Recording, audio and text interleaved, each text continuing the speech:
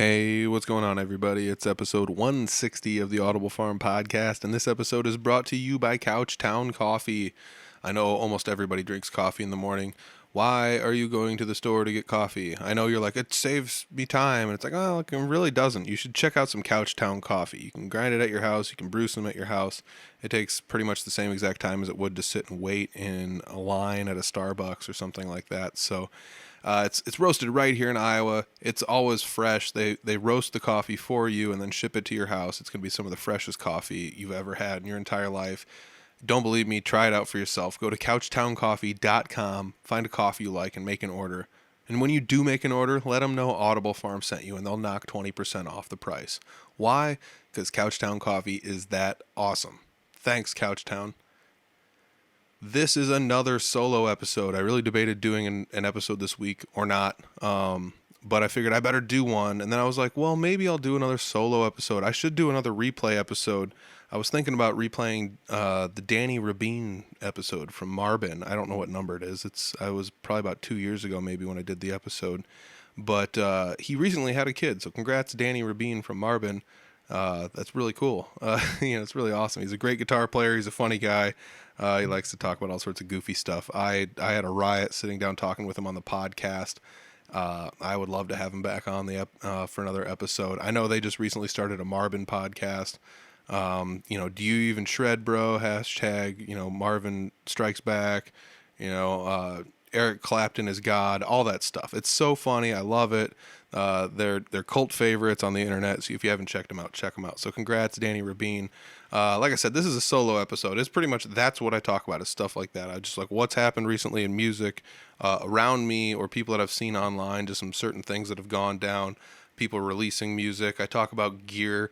I talk about guitars recently that I've fixed up. So if you're into gear talk, stick around till the end. If you're not, maybe the end of this episode might not be for you. But this is episode 160. It's a solo episode, so it's just me alone.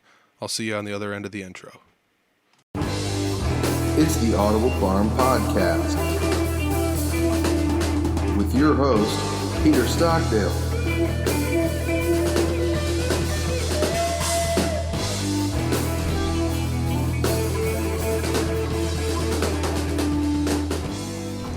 What's going on, everybody? Solo this week once again. I guess I'm just kind of getting busy with work and trying to figure that perfect balance between having a life, having too many hobbies, and working a job. So bear with me. I'm going to do another solo episode this week. I know these aren't necessarily as popular as when I have guests, but I figured the diehards are here, so that's all that matters. So thank you guys for sticking around and enjoying the episode with me. It's been a wild last couple of weeks. A lot of stuff's been happening out there in the music scene. I wish I could sit down and just do a nice little news report of everything for you. Unfortunately, I don't necessarily have the time to sit down and keep track of every single thing that's been going on, but there has been some fun stuff going on. So, I guess one of the things that has happened not terribly long ago was, Mike Schulte. He was a guest on the podcast a couple times. He's the drummer for the Pork Tornadoes. He had an Iowa-based music podcast and a couple other ones too. And one of the podcasts he has called Confused Breakfast. And they discuss movies and parallels between them and things that you might not have known about them, etc., etc. They dive deeper into it than most people would in just a typical review. So it's kind of fun to sit there and listen to them. They make jokes about things. It's a fun listen. If you liked the episodes with Mike Schulte on here, you should definitely go check that podcast out. I've only ever listened to a few episodes. I'm not much of a movie buff, so I know it kind of sounds weird. A lot of people are like, how do you not watch movies? I guess I don't know. It just takes too long for the story to progress and finish. And a lot of times when it's over, it's just like, well, what's next? And I guess, I don't know. I'm just not a huge fan of a lot of movies, I guess. I can't sit still long enough. I'm not sure what it is. But anyways, Mike's podcast, The Confused Breakfast. I don't know if anybody listens to other podcasts. I listen to some comedy podcasts here and there when I'm on the road. And one of the people that has been on some of the podcasts I listen to, that's a fairly famous comedian, Bert Kreischer, actually mentioned the podcast live. I think it was on Two Bears, One Cave was the show. But yeah, so it's pretty crazy that they called out the Confused Breakfast. Like I said, I don't know exactly what the stats are, but we're talking like huge numbers, like millions of listens and things. I don't know if it's that high, but it's hundreds of thousands easily. You got to check it out if you haven't. I think at one point in time it was like the number 2 movie podcast on iTunes in the world or something like that. So definitely worth checking out. Once again, that's Confused Breakfast. That's somebody from right here in Iowa that also plays music. It's the drummer of the Pork Tornadoes. And speaking of the Pork Tornadoes, they recently played at a Minnesota Vikings game.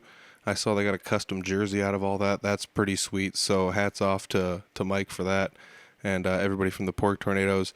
I did play a show opening up for them once with Jesse Wilson, and that was tons of fun. I got to meet them all. They're super nice guys, every single one of them. It was great to hang out with them and talk to them and just kind of bounce ideas off them and stuff, because they are, one of the biggest bands in Iowa that Iowa's had in quite a while, especially in the local scene. I know a lot of people are going to be like, well, Slipknot, but yeah, I get it. But still, like, it's wild that a band that's like, I guess you couldn't really call them just like strictly a cover band, even though they only do cover songs, but they do all sorts of stuff. So if you haven't heard them, check them out. They've got YouTube videos with millions of views. It's definitely worth checking out. So check out the Pork Tornadoes, and hats off to those guys for all the hard work they've been doing. So that's going to be pretty cool. Another thing that happened not terribly long ago was Jesse Wilson, the guy I play a lot of guitar with when he does live shows. He recorded a song and recently released that, so that has come out. So that's really cool. It's called River Road. It's available on his social media anywhere. I've done a couple episodes with him in there. You can scroll back through the episodes and check those out to find some of his social medias. Otherwise, it's just Jesse Wilson music pretty much anywhere. So check that out. New song came out. Like I said, it features James Tyler from Late Street. I did have James Tyler on a podcast episode not terribly long ago as well, probably within the last year. So check that one out as well if you want to know more about James Tyler from Late Street. I know you're going to listen to the song and be like, oh, that's crazy. I'm going to go check this out. So I'll save you the trouble. Just go listen to that episode with James Tyler directly after listening to the song, and get all your fill on that, because that's tons of fun. If you guys are looking for anything of theirs, the links are in that episode description. If you guys are looking for anything Jesse Wilson, like I said, you can go to Jesse Wilson Music. I do play a lot of live shows with him. He has played live shows solo, and he does play live shows solo. So if you go to see him live, you never know if it's going to be Jesse solo, or Jesse with me, or Jesse with another guitarist, or maybe Jesse with Owen, the bassist. Owen is a phenom on the bass. I love hanging out with him at jam nights and things like that, and riding to and from shows with him. He's such a fun kid. And yeah, so check out Jesse live. It's the full band is usually Owen, myself, Jesse, and then Cole Smothers. Cole's been on the podcast as well recently, so check his episode out. But hats off to Jesse for releasing that song. It's great. I got to see a little bit of the music video that he's been putting together for that. I don't want to do any spoilers, but I believe I'm going to at least make a cameo in it in some fashion or another. I haven't seen the final edit, but that's supposedly going to be a thing, so we'll see what happens there. You're definitely going to want to check out the music video, not because I'm in it, but because some of the shots I saw were insane. They were so good. I don't want to be like, oh, they're breathtaking, but they really were very good shots. It's so fun to see music videos come together. Like, I've made some for Clint, and they're really good for, just a novice doing things. I mean, I did a pretty good job putting Clint's together. They look pretty well, but if you look at the difference between, like, what Jesse's is going to look like and what I can produce, giving my modest training on literally anything and modest equipment that I have, it's going to be pretty sweet. So check out Jesse's music video. That's going to drop here really soon, if it hasn't already by the time I'm recording this. So check him out on social media, Jesse Wilson Music. And like I said, you never know. If you show up to one of his shows, I might be there, someone else might be there, someone might be in the crowd, and we might invite them up, and they might play guitar instead of me. I mean, that's happened at shows too. That's happened plenty at shows. And I mean, that's one of the fun things about, him being there. Sometimes we'll take a break and it's like that guy sings and plays music, and then you just go over and talk to him like, you want to do a couple songs while we're taking a short break? And it's so fun because you never know what's going to happen at a Jesse Wilson and Friends music show. So check him out. Tons of fun. Go to see him live. And that's not just, like I said, that's not just because I'm playing with him, because he has played solo shows and he's played with other musicians as well. So check him out regardless of who's going to be with him. It makes it fun. I think I made the joke recently. It might have even been on this podcast where, like, I think he could probably just go up there with somebody who's like got an accordion and pull it off and make it work at this point. So it's really cool. Check him out live. It's going to be tons of fun to see you guys out at the shows. If I do see you at a show, hit me up. I usually have Audible Farm shirts with me. The new styles. I'm selling out of a lot of sizes once again. I'm not sure I'm going to order more of the new shirt styles. I might make a change and order some different ones. We'll see how it goes. But I do still have some of those available. They're in the shop, so check it out, audiblefarmshop.com. Or if you want a discount, come see me play live somewhere. And yeah, check that out, because I'll just about every weekend I'm somewhere, whether or not it's with Jesse Wilson or Three Finger Betty or the very rare and occasional Clint Riedel music show. So you never know who's going to be with Clint either. He likes to bring different people with him here and there. But once again, he's a guy that can do it solo. And sometimes he'll just play with Brad on the bass. And Brad, whether or not he exists, that's another story. So that's a little inside joke for the people that listen to all of the episodes. Brad does exist. I'm going to try and sneak him on an episode and not let him know about it. No, I'm just kidding. I got to get him on an episode, though.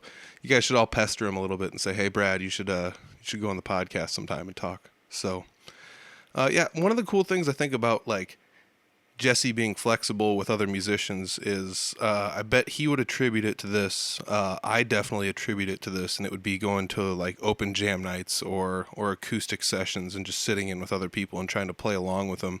And I mean, Jesse's even starting to go out and start playing some leads here and there. He's still in the beginner stages of that, but it's starting, so that's one of the cool things there is before you know it, he'll be able to play all his own leads, which is pretty wild to think of. But, you never know who's going to be next to you at a jam night, and you kind of like guide people through songs sometimes. And he's really good at doing that now. And, he's really good at being flexible with whoever's around him, maybe changing the song from what he's normally used to something that, he can handle or whatever. So, like you said, he probably attributes a lot of that to going to jam nights and playing with other people. And that's definitely what I would attribute it to. I do know musicians who are like a far cry more talented if they were like sitting in a bedroom rocking than I am, like millions and light years of times better than I am. But it's kind of weird because if you throw them in a place where everything gets really flexible and nothing's really like set in stone and cut and dry and set up in these nice little sequences and boxes, and they don't have time to practice it ahead of a time, it doesn't always come out as well. And I think some of that just is like a different way of playing the instrument, so I'm not sure what I would have for like an analogy for that. It'd be like the difference between like racing on a road and racing on a racetrack. If there's other traffic around, you got to kind of be mindful, but that's not really a good analogy because there's other cars on a racetrack. So I guess whatever, make your own analogy for that. But do you guys feel that way? Have you ever been to a jam night and felt kind of like a fish out of water?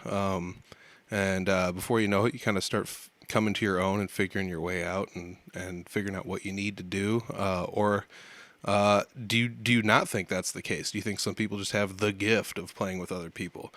I would definitely say it takes some practice to figure out when to get in, or like get in where you fit in. So you got to figure out where you fit in is the deal. So yeah, I guess I don't know. Call in if you got any ideas on that. Just kidding. This is not live, and don't call me, please. Actually, there's no number, so I don't know how you would know how to call me. But yeah, I mean, let us know in the comments section or something if you guys, go to jam nights, or if there are jam nights. I'm always looking for new ones around the area. If they're on nights where I can get to them and they're not too far away, I will definitely go to them. Otherwise, I would be more than willing to drive a decent distance if it's not terribly too far, just to try one out somewhere to see what's going on, just to kind of become acquainted with people. I don't know why I enjoy going to jam nights so much. I think some of it is just the fact you never know what's going to happen. I do recall going to one jam night one time, and a guy that was there, and this is like not a joke. He had pretty much came in with like dragging some sort of a Telecaster. I don't know if it was a Squire or what, but he didn't have a case, and he was pretty much just dragging it behind him. And he rolls in with his Telecaster. He's got these like beat up clothes and beat up shoes, and he just didn't really like to me strike me as like this guy is a guitar player. He's gonna rock this or whatever. And he talked to the people on stage, and they were like, "Yeah, we'll let you up here in a second." And he came up there, and he didn't use a pick; he just used his thumb for everything, and he absolutely shredded. And so that's like one of those things where it's like you never know what's gonna happen. You could be completely fooled by the appearances around you.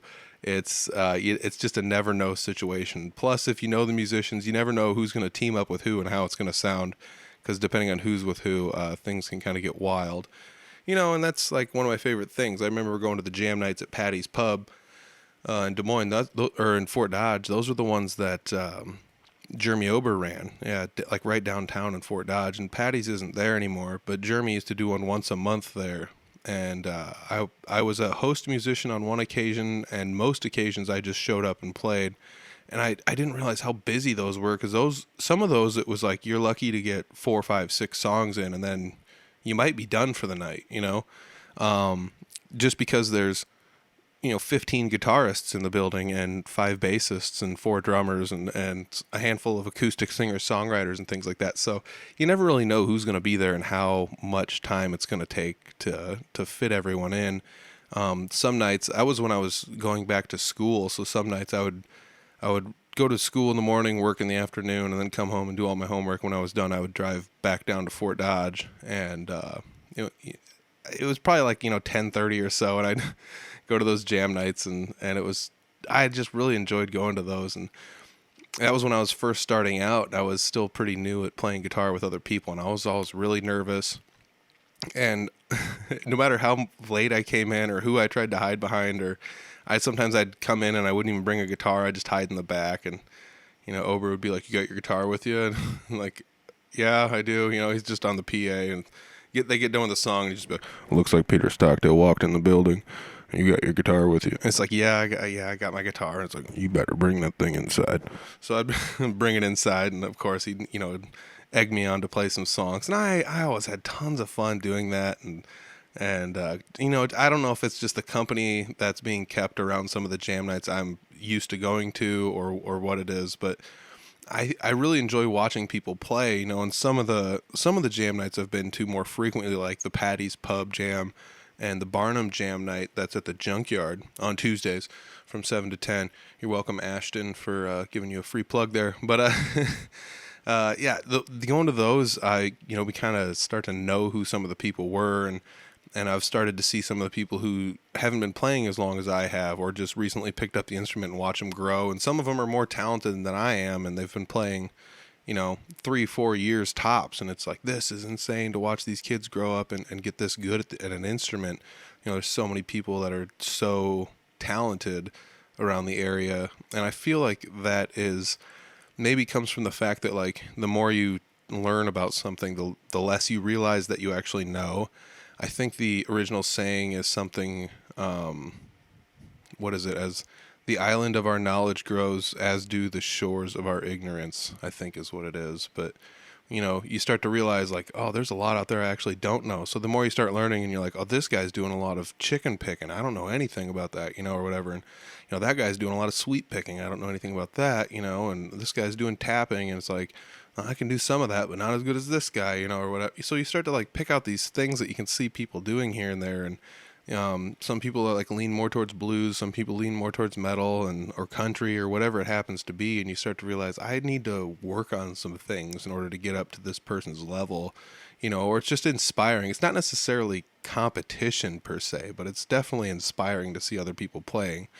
And I mean, that's something where I feel is kind of crazy, because I feel like some of the people who are the singer-songwriters around that maybe don't play any leads, they've been like, I can't believe how good you can play the guitar. And it's like, well, I can't believe how good you can write songs. It's two completely different monsters that people are doing, It's kind of like, oh, wow, look at that sports car. And then you look over here and it's like, oh, wow, look at this, jacked up, truck on big dualies or whatever. I don't know why I'm doing so many car analogies, but yeah, it's just two completely different things, and they're both just cars. So it's, they're just different. and I don't fancy myself much of a songwriter. I've written a couple. They're horrible. I've only ever written like one to completion, and it wasn't good. It was such a bad situation. No, I know I just need to practice at it like everyone does, but even some of those people that just play rhythm guitar, it's just like there's some things you guys can do playing rhythm guitar that I am watching, and I'm like, I need to figure out a way to incorporate that into what I'm doing to try to, up my game as a rhythm guitarist. Because primarily when I first started playing a lot of guitar, I was mostly just a rhythm guitarist, and then I started figuring out how to play leads independently. So it's, when you could pick a key of a song and kind of go with it and mimic a lead that's normally on a song or whatever. So it's just kind of crazy to realize how different everyone is and how you can kind of learn something new from everyone. And I see some of the younger people at jam nights doing that to an extent. So like Owen, the bass player for Jesse Wilson's band, he's played with like Tank Anthony and Jeremy Ober and a couple other people around the area and across the state. He's does some funny stuff sometimes, like when I'm doing solos, he'll be playing the rhythm behind me, and then all of a sudden out of nowhere he'll be like mimicking what I'm doing, like almost like copycatting it like an octave down on his bass. And so it's like I have like a mini me playing the bass behind me, or like doing a delay thing, and it just makes me laugh so much when he does stuff like that. But I've started to realize the more I listen to him, it's like he's picking certain licks and riffs that he copies people doing, and then he's like kind of like folding in the little bits of them that he likes into his own playing style. So it's crazy to see him actually doing some of that stuff. And there's another person that's been on the podcast recently, Eric Lee. You can go back and listen to that one. He's another younger person, and he's been going to jam nights recently and taking guitar lessons. And I oftentimes said, like, the only thing I have over this kid is stage time. He's got talent that beats mine by a mile. At a recent jam night, I was outside listening to the music, and I was like, who's playing the lead guitar? It almost sounds like Ober, but it's not, and I like walk in there, and it was Eric playing, and it's like, oh, Eric's doing the same thing Owen's doing. He's learning all this stuff, but he's also like watching how people do things and apply things and phrase things during solos and figuring out how to make it work for him. And it's really one of those things where I feel like I haven't seen him a whole lot at jam nights because he's been pretty busy, but at the recent ones I've seen him at, it's kind of one of those crazy things. It's like when you have somebody that has a kid and you only see him every few months and they like grow so fast, and that's kind of what I feel like with Eric. When I seen him last time, I should probably message him and tell him that. I think he'll listen to this anyways, but maybe I should message him and tell him that, because it was pretty fun to see. It's I don't know if there's something different or something off, or he was feeling it that night or whatever, but he was just ripping it up, and it's like, holy cow. This feels like it came out of nowhere, but it's also been a few months since I've really spent time with him and played music with him or seen him play music. So that's crazy cool. Another thing, he sings and plays music, and they're going to do some more shows too. So if you want to check out some of Eric Lee playing live, scroll back through the podcast episodes, find him on an episode, and find him for like Suddenly Hollow or Scotty Rockstar Unplugged. I know they're going to be doing some shows coming up not too long, so check those out for show dates and things like that. Otherwise, I'm not really too sure if anything recently has come up at, those were like some bigger things that I guess that I kind of wanted to talk about. And I guess I got derailed talking about, playing at jam nights and getting used to playing with other people. But when I was first starting to learn how to play guitar again, I bought a couple guitars, and they needed to be worked on. And like, there's a shop in Fort Dodge, and there's a shop in Algona, and most towns have a guitar shop somewhere. And if not, there's one within 20, 30, 40 miles. There's always somebody with a guitar shop. And I just kind of got tired of driving around to guitar shops and paying those guys money to, like, I don't know, whatever they did. I never knew what they used to do when it's like, my guitar won't work. I didn't know if they opened the screws on the back and pulled that little protective plate off and sprinkled like, fairy dust in there and, magic, and just wham, and it worked. I didn't know what was going on. So when I when I first bought a guitar, that was pretty much what I relied on. A lot of times, more often than not, I would take it to Chris Carr, and that's kind of how I became, I don't want to say friends, but like, I became really, really good acquaintances with Chris Carr. We've going to talk about gear. We talk about music and things like that. And that's another one that's kind of crazy is he saw me at my most infantile state when I could like barely even change guitar strings to now actually where I can play music with other people. And I used to always tell him like, I don't know how you do it. I don't know how you play 2-hour shows. I don't know how you play 4-hour shows. How do you remember all this stuff? How do you play leads? Like, how do you do all this stuff? And now I'm like kind of slowly creeping into this world that I was so enamored with as a youngster. And so I bought a handful of new guitars, and I kind of just got into most things with guitars. You know, I bought a couple different amps. I sold some amps. I bought some guitars. I sold some guitars. I tried pedals for a while. I can give or take pedals now. There's some of them I like to have around, but at the same time, if I don't have a pedal, I can go without. I've learned to be flexible, I guess, with that. But one of the things was I was like, I wonder if I could like refinish a guitar. It doesn't seem like it would be too hard. So I bought a cheap guitar and I refinished it, and I made a video for it. I put it on YouTube. I think it's got somewhere, I can't remember, last time I looked, 15, 20,000 views. I don't remember. But I hydro dipped a guitar. It's blue. It's a Les Paul. It looks pretty cool. By the time I got it all hydro dipped, I put it together. I said, this sounds neat, looks neat, plays pretty well. I mean, I would put it at like a 7 out of 10 for playability. You know, like really nice guitars would obviously be like 8, 9, 10 out of 10. So this one, it was a beginner's guitar. I set it up the best I could. It worked really well for what it is. And I was like, you know, this is missing something. I need to do something else to this guitar. So I figured it's like, let's mod this thing out. And I hadn't really done anything modification-wise on a guitar or much soldering at all or trying of things like that. So I figured let's give it a whirl. And I changed out some things in it, like some pickups. I changed out some things in it, like removing one of the tone knobs and replacing it with a kill switch, rewiring how everything's harnessed together. I put some triple shots in it. I think Seymour Duncan makes those. Seymour Duncan triple shots allow you to turn each pickup off or on individually within the humbuckers. I mean, this is probably gear talk, so some people are just like, snooze, I'm out. But humbuckers, if for people that don't know, those are like guitar pickups. Those are the magnets that pick up the wiggling strings and make the noise. So some of those, like Stratocasters, have like a single row of magnets, and they're split apart.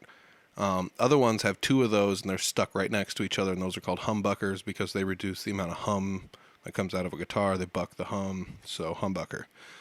So some people want to have flexibility while playing instruments. Like, I want to be able to turn this humbucker into a single coil, and all you have to do is rewire it to do that, but at the same time, you could wire a switch in there to make it do that for you.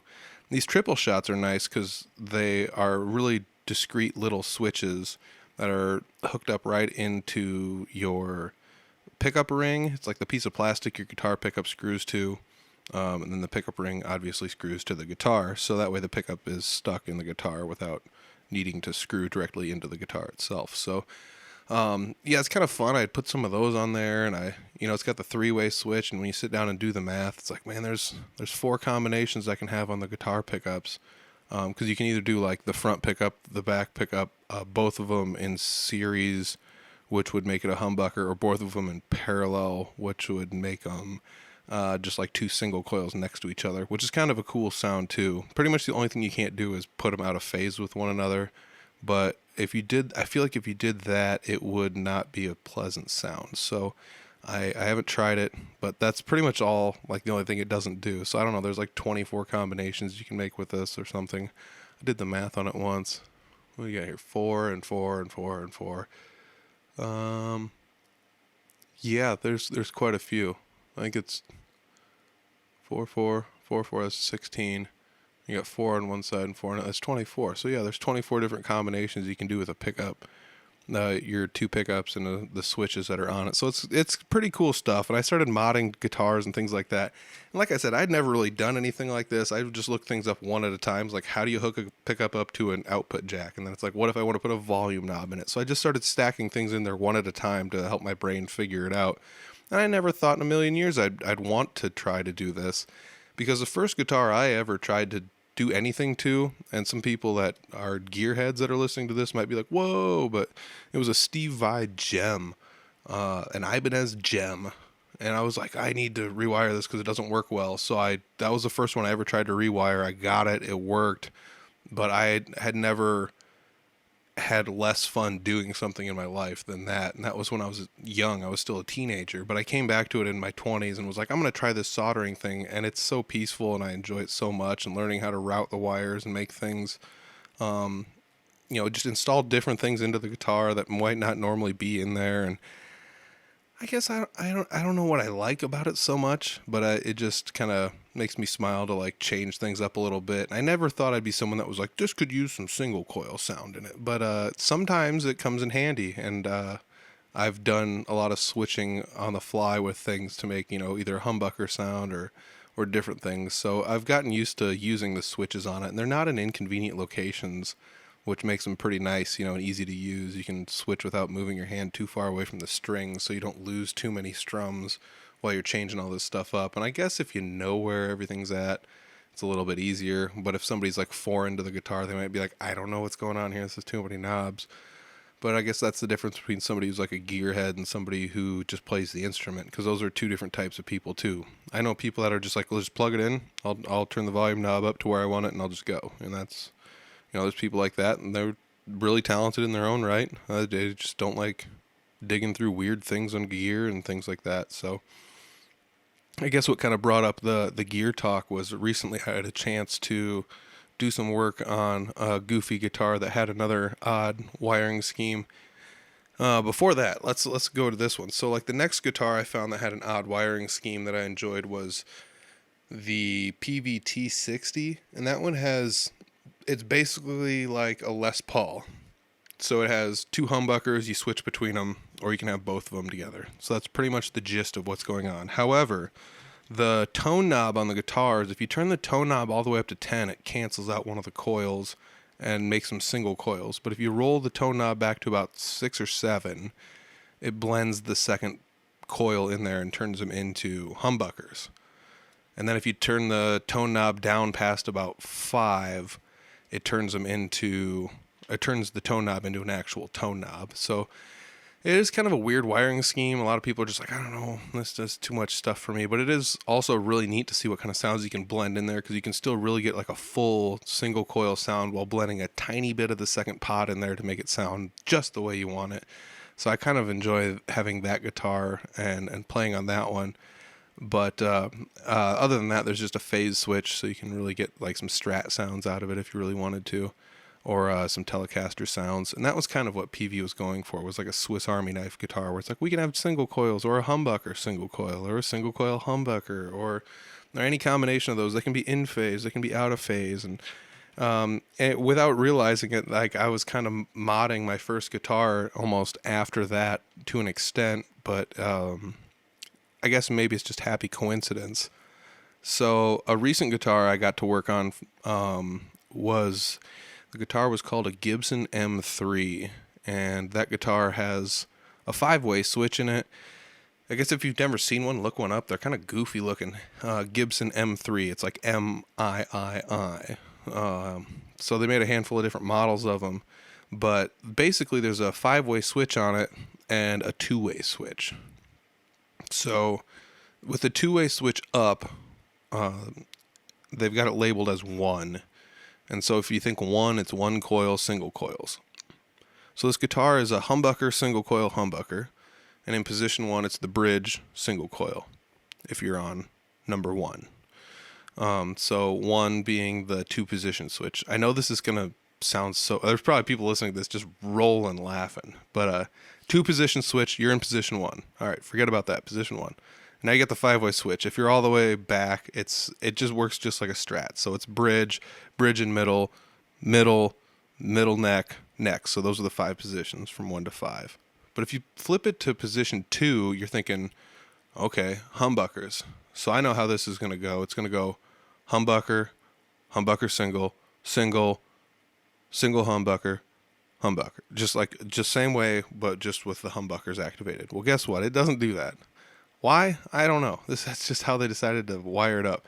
I feel like Gibson got a little weird in the 80s. I don't know. They started putting like tremolos on guitars and And then, in the 90s, they were like, well, let's go back to what we're going to do. Because they quit like weight relieving guitars in the same fashion they were before. And so they went back to try to go back the way they were. But they were also doing some other goofy stuff on the side. And I never feel like Gibson ever went back home to what they were first all about. They just kept changing things. And I guess that's what companies have to do in order to stay relevant. But that's kind of where this guitar came in. It's a goofy shape. It's not like pointy or anything, but it's just weird. It's got a weird pick guard. It's got that weird switching mechanism. And what they did with the second position, if you go to number 2 on the 2 position switch, you're thinking humbuckers here. Position 1, all the way back, that's bridge. Position 2 is bridge and neck pickup. Position 3 is neck pickup only. Position 4 is neck pickup with another piece of equipment on the inside. I forgot what it was. I looked it up at one point in time, and I don't have it in front of me. So I apologize if you guys are like, what is this thing that it's hooked up to? I don't know. I forget. But it's some goofy stuff that's kind of like wired into the tone pot on the guitar, and I don't know what it does, but it kind of warms up the sound of the neck. So position 1, bridge. Position 2 is bridge and neck. Position 3 is neck. Position 4 is neck plus a sound enhancing device. I think they called it tone enhancement is all they call it in the pamphlet that the guitar originally came with. And then position 5 is a kill switch, which is so weird because it's just like, I guess if you want to go no sound, you could go to position 5 and then just sit there. But I'm just kind of perplexed by why this was wired the way it was. But when I tried to figure out how it was wired, I couldn't figure it out for the life of me. I drew a bunch of different schematics, and I'm like, I can't figure out how to do this with a 5-way switch and then a 2-way switch, which is dual pull, dual throw, I think would be what the name of that switch would be. So I actually ended up looking for a schematic, couldn't find one, so I started plowing through some old forums, and I found a forum from like 2008 where a person said he mailed Gibson and they mailed him back a copy of the schematic. So he put it online in a Google Drive. And I thought, oh, I'll click on this and see what happens. It's probably not even in here anymore. So I click on it, and it's there. It's still active. It's been in there for like 15 years almost. It's just wild to think that something that's been around the internet that long and didn't go away somehow, one way or the other, especially, a lot of that stuff just eventually kind of goes away, especially the old forum, like pictures and things like that. So it was pretty wild to see that was still there, so I saved a copy of that. I looked it up. The schematic, the wiring's fun. If there's anybody that likes wiring stuff up, I don't know if I'm the only one that likes wiring guitars up, but if there's anybody that likes to do that or is intrigued by it, check it out. It's some pretty gnarly wiring. I didn't really look into it too deeply, but I think Gibson also made a guitar called the Nighthawk, and that guitar has very similar, if not the exact same wiring. I do also know that Gibson made a Les Paul that was this way, the same wiring concept. I know what you're thinking, Les Paul? Yeah, it was. They made a Les Paul with the exact same wiring schematics. So check that out too. I don't remember what the Les Paul is called. It's called like a Studio Light, maybe. So check those out. It's like a Les Paul humbucker, single coil humbucker. Goofy guitar. I guess it's the Nighthawk, but for Les Paul fans. And the Nighthawk looks kind of similar to a Les Paul, so if you're into those guitars, maybe check those out. I know a lot of people have probably tuned out by now because they're tired of listening to gear talk, and it's not really something they're interested in, but I guess it's something I'm interested in. So if anybody likes talking about gear, hit me up at a show. I'd love to just sit down and talk with you about just about anything. I remember somebody said, hey, I'm buying one of these guitars, and I just was like, okay, give me a second, let me look it up. And I looked it up and I said, oh, this is nuts. It's cool. You're buying one of these guitars. And I didn't know what it was until I saw a picture of it. And I was like, it's got one of those and it's got one of those. And it's like this guitar, but it's better because it's got that, So I started, I don't know, just kind of looking through some of the features on it. And it's really kind of fun to see the different ways they, build out guitars and things like that. Because I've been modifying guitars for a while now, doing different things to them, whether I'm paint jobs or whether I'm adding parts, taking away parts, things like that. On the Gibson M3, I found out one of the pickups was dead, so I replaced it with another one. I might end up doing some pickup surgery on one of the pickups just to see if I can fix it.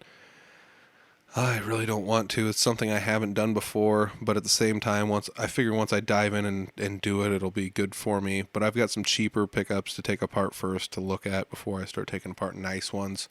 I guess if anyone's ever done it, hit me up. I don't think it would be terribly hard, but I have heard people say that it's more difficult than it may seem from the onset. So there's still stuff to learn. As much as I know, there's still stuff to learn, and it's kind of crazy. And it's also crazy that people will allow me to work on their instruments, especially knowing how much some of them do or don't cost, or the sentimental value. That'd be the B, the sentimental value that's attached to them.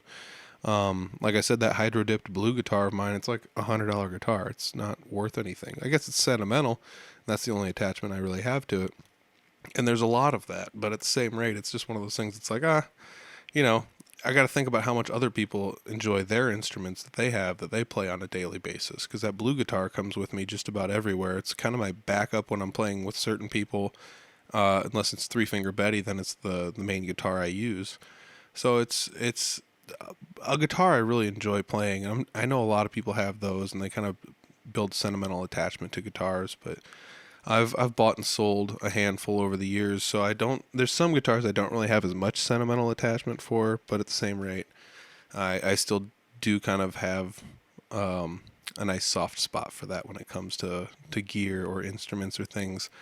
And I always feel like, man, I want to kind of just throw this away, or this piece, I'll never need one of these or whatever. And it was to the point where I was like saving wires out of guitars that I would take like the harnesses out of and rewire. And it's like, I'm going to save the old wires. You never know when you'll need one or whatever. And, a couple times some of that stuff's come in handy. Like replacing a pickup on that M3. I had a really nice pickup out of a guitar that I took out, and I saved it. And it sat here for a couple of years. And then eventually I was like, I'm going to put it in here because it needs one in it now. And I took that to jam night and let a couple people play on it, and that was kind of fun to let some other people check it out too, because it's just such an interesting instrument and how it's all wired up. So I guess it's probably not much different than like drummers organizing their drum sets differently, based on what kind of music they play or who they want to emulate or what they're used to or things like that. So it's not too much different, talking about guitar gear and things like that. Plus, all of it's so different, and everyone's got an opinion on what they think sounds the best. So it's kind of fun to do the gear talk with certain people and see what they're using, how they're using it, and what they're going to do, with all of the stuff once it's all connected and going. So it is kind of like building a little mini spaceship and trying to fly it around. So it's pretty neat. I do enjoy going to jam nights. I do enjoy talking music with people. If you want to talk music with me, hit me up. More information on the back end of the outro. I think I'm out of here for the night. It's been a pretty good one. So if you guys are listening to this, thank you very much. You made it all the way to the end, and now we'll go to the outro. Well, that episode was a lot longer than I think I originally intended it to be. I was just going to do a short little half hour and call it good, and here we are almost 45 minutes in, and we're still going. So thanks to anybody that listened this far in. Check out the past episodes. That's where the real money's at. Anytime I got a guest on here, they're some of the best episodes. The solo episodes are pretty much just for the diehards. So if you're listening right now, I appreciate it. Love you. Drop me a link somewhere. Just say, hey, check out my music. Listen to the podcast. Tell me you like the episode. 5-star review. Subscribe. Rate. Review. Poke. All that stuff that the kids are saying nowadays on YouTube. Do that for me and help me out. Speaking of which, the Audible Farm podcast is on YouTube. You can listen to the podcast there. You can see some of those guitar mods that I talked about, as well as a whole bunch of them I didn't talk about. So if you're into guitar stuff, you can watch me refinish guitars or do some goofy mods to guitars, or just there's some videos I was like, I wonder how to do this, and I didn't see a video for it online, so I made one. There's a few of those on there too, as well as live band videos. Patreon video clips are also on there. If you want the full videos, you can go to the Patreon channel. Check that out. It's only $1 a month. Patreon.com/audiblefarm. There's Audible Farm merch. Audible Farm merch is available at shop.audiblefarm.com. If you find me at a show, I usually have the merch with me. It doesn't matter which band I'm playing with, whether or not it's Three Finger Betty, or whether or not it's Jesse Wilson music, or the occasional mood lighting I do with people like Clint Riedel music. You can come to the show, check it out. I usually have a shirt with me. I'll definitely cut you a discount if you come see me play live and enjoy the show. So check that out. Otherwise, if you want to support the podcast non-monetarily, guess what? You're doing it by listening to the podcast. Thank you very much. Other ways to do it would be to share, word of mouth, like, subscribe. I said all those things earlier, so check those out if that's something you guys want to do. Help me out. Leave a review wherever you're listening, especially on Apple Podcasts or whatever podcast player you specifically are listening to. Leave a comment, share the episode. Like I said, word of mouth is a fun one. I love it when I go places and people are just like, "That's the podcast guy," and it's like, oh, cool, somebody's heard of the podcast. But I guess I'm like almost, like half the time I go out to play shows, I'm wearing an Audible Farm shirt. So I'm trying to knock that off. I think it's kind of hokey to wear my own shirt everywhere, but I got so many of them out now that, I guess there's one for every day of the week almost. So if you guys want to check out those new shirts, go to audiblefarm.com, find the shop at shop.audiblefarm.com. Check out those new shirts. I'm running low on sizes. Once again, if people want bigger sizes, I do have bigger sizes of the Audible Farm original design. So there's bigger sizes available, maybe not in the new styles. I sold most of the larger sizes out of those. And as usual, if you pre-ordered a shirt for me for the new sizes, I still have a few that I'm holding for people. So hit me up for those. Meet me at a show. I'll come to you. Let's get those shirts in hand so they can be worn in places if you want to. Thanks to everyone that's bought a shirt. They've sold a lot of shirts recently. I really, really, really appreciate that. I got stickers available, keychains, hoodies might be coming back. I might change the design on the hoodies. We'll see what happens. So keep your eye out for more hoodies. We'll see what happens with that one. But thanks for listening, everybody. Hopefully next week I'll have a guest on. I haven't been the best about scheduling things lately. Once again, I'm trying to sort everything out, balance everything between hobby and job and another hobby and playing shows and working on guitars for people and things like that. I appreciate everyone that's been patient with me, whether or not I've worked on your guitar or I'm refinishing a guitar for you, or maybe we didn't quite line up on when I could get you in on a podcast and we finally get it like nailed down. I promise you we will. So thank you everybody for being patient, or thank you everybody for tuning in this week and just saying, oh, he didn't have a guest, let's see what he's got to say. And if you made it this far, you're the champs. You're the real champs here. You guys are the winners. So thank you guys very much. I'll check you guys out next week, hopefully with a guest. All right, that's it. Peace.